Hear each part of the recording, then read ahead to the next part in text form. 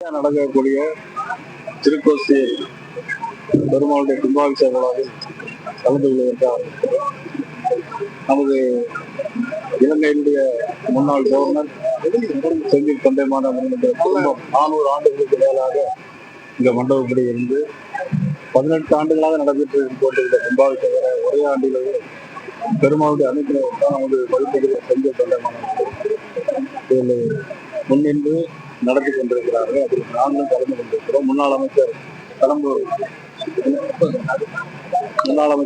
ராஜு அவர்கள் மற்றும் அனைத்து பிரமுகர்கள் அனைத்து கட்சியை சேர்ந்தவர்கள் கலந்து கொண்டிருக்கிறார்கள். பெருமாளுடைய அனைத்தரகம் எல்லோருக்கும் இருக்க வேண்டும். ராமானுஜர் லோக சேமத்திற்காக ஓ நமோ நாராயணா என்கின்ற மந்திரத்தை எல்லோருக்கும் கொடுத்தார். அந்த வகையில் இந்த கும்பாபிஷேகம் நடைபெறும் போது எல்லோருக்கும் நல்ல காரியங்கள் நல்ல விஷயம் நடக்க வேண்டும் என்று பெருமாளை நாங்கள் வேண்டுகிறோம். சார், அஜித்குமார் மணப்புறம் வழக்கு திரும்ப வேகம் எடுத்திருக்கு. இது ஒரு பொய் புகார்னு சிபிஐ கோர்ட்ல சொல்லியிருக்கிறாங்க. மாநில தலைவரா உங்களுடைய பார்வை என்ன சார்? அதாவது எந்த பொறுத்த மட்டிலும் குற்றம் யார் செய்திருந்தாலும் அவர்கள் தண்டிக்கப்பட வேண்டும். யாராக இருந்தாலும் அதில் அன்றைக்கு நடந்தது என்ன என்பது உங்களுக்கு எல்லாம் தெரியும். ஆனால் ஒரு விஷயத்துக்காக கோயில் முன்னாடி இருந்து நான் மற்ற விஷயங்களை சொல்ல வேண்டும்.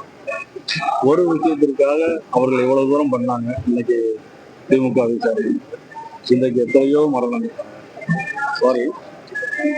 எத்தனையோ 32 மேலான சம்பவங்கள் நடைபெற்றது.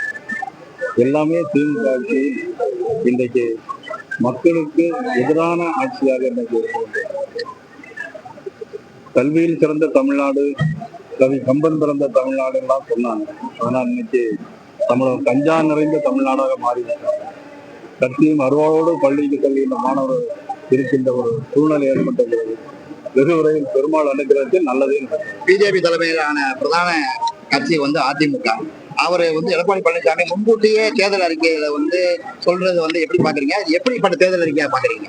அது நல்ல, அவர் சொன்ன அறிக்கை எல்லாமே மிக நல்ல அறிக்கை, வரவேற்கக்கூடிய அறிக்கை, மக்களுக்கு தேவையான ஒன்றுதான் ஒரு அறிக்கை. அது கூட்டணி கட்சிகளுக்கு ஒவ்வொரு கட்சிகளுக்கும் ஒவ்வொரு தேர்தலுக்கு தனித்தனியாக தயாரிப்ப வழக்கம். அதை பற்றி நாங்கள் ஏற்கனவே கலந்து பேசிதான் அவர்கள் தனித்தனால் அவங்களுக்கும் சில கொள்கைகள் இருக்கு, எங்களுக்கும் சில கொள்கைகள் இருக்கு. அது கொள்கைகள் வாழ்ந்தாலும் கூட்டணி என்கின்ற ஒரு அடிப்படையில் தமிழகத்தில் யார் ஆள வேண்டும் என்ற அடிப்படையில் தான் இருக்கிறார். ஆகவே அவர்களோட பேசித்தான் மதிப்பூர் அண்ணன் EPS அவர்கள் இந்த தேர்தல் அறிக்கை அறிவித்தார்கள். நாங்களும் தனியாக தேர்தல் அறிவித்தார்கள். ஆக 2 பேருக்கும் பொதுவான தேர்தல் அறிக்கைகளும் வரும், கொள்கை சம்பந்தப்பட்ட விஷயங்களும் வரும்.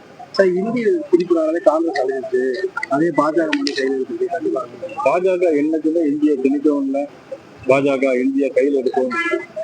ஆனால் என்ன, இந்திய எல்லோரும் எல்லா மொழியும் தெரிந்திருந்தால் எல்லாரும், நம்ம தமிழ்நாட்டை பொறுத்த மட்டும்தான், குமரி மாவட்டத்தை பொறுத்தவரை மலையாளம் பேசக்கூடியவர்கள் அதிகம் இருக்கிறார். பெங்களூரு எடுத்துக்கொண்டால் கன்னடம் தெலுங்கு பேசக்கூடிய அதிகம் பேர் இருக்கிறார். நமது தமிழ்நாட்டு உள்நாட்டுகளிலே கிட்டத்தட்ட 15% மேலாக தெலுங்கு பேசக்கூடிய. ஆக ஒரு மொழியை வைத்து ஆட்சி அரசியல் பண்ணுவது என்பது நல்ல விஷயமாக இருக்காது கோவில். அதனால நான் இதுக்கு மேல அரசியல். மத்திய பட்ஜெட் தமிழ்நாட்டுக்கு கொடுத்தது என்ன? அதாவது தமிழ்நாடு பட்ஜெட் போடுறாங்கல்ல, திருக்கோசிலுக்கு என்ன கொடுத்தாங்கன்னு நம்ம கேட்க முடியுமா? சிவகங்கைக்கு என்ன கொடுத்தாங்கன்னு கேட்க முடியுமா? ஆக பொதுவான பட்ஜெட் நிறைய போட்டோம். இன்னைக்கு மத்திய அரசு 7,300 கோடி ரூபாய் ரயிலுக்கு கொடுத்தது.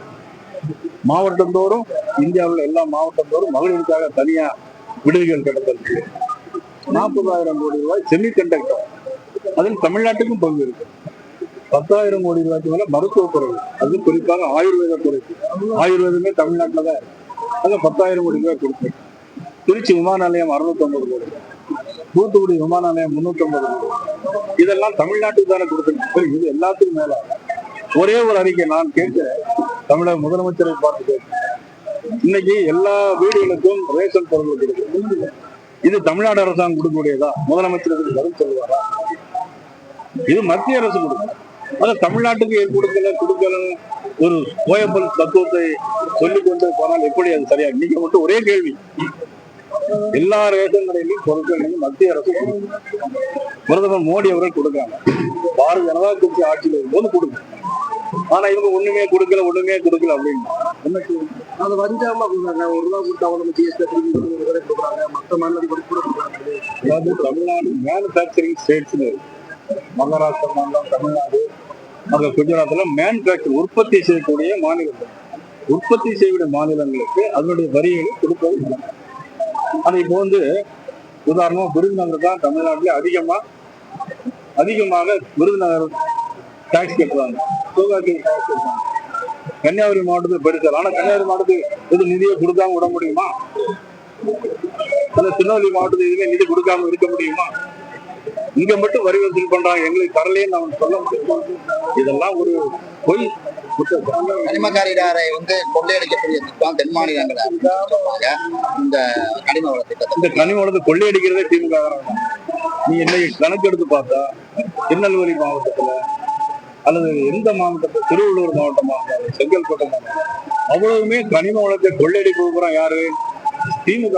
யாராவது ஒருத்தர் இல்லைன்னு சொல்ல முடியுமா? நான் பட்டியலிட்டு சொல்ல தயார். முதலமைச்சர் சொல்வதற்கு தயாரா? இங்க இருந்து கனிம வளத்தை கொள்ளையடித்து கேரளா கொண்டு போறாங்க. கேரளாவில் எல்லா வேஸ்ட் மருந்து கழிவு பொருட்கள் எல்லாம் எடுத்துக்கிட்டு தமிழ்நாட்டுல போட்டுறாங்க. நம்ம முதலமைச்சருக்கு வேண்டிய நண்பர் தான் கேரளால முதலமைச்சரா இருக்கு. ஆனா அவர் இங்க இருந்து நல்ல பொருட்கள் எடுத்துட்டு கழிவு பொருட்கள், மருந்து பொருட்கள் இருக்குல்ல, ஊசி எல்லாம் போட்டு எல்லாம் கழிவு பொருட்கள் கூட தமிழ்நாட்டுக்கு கொடுக்கும். இதை முதலமைச்சர் நிப்பாட்ட சொல்லணும்.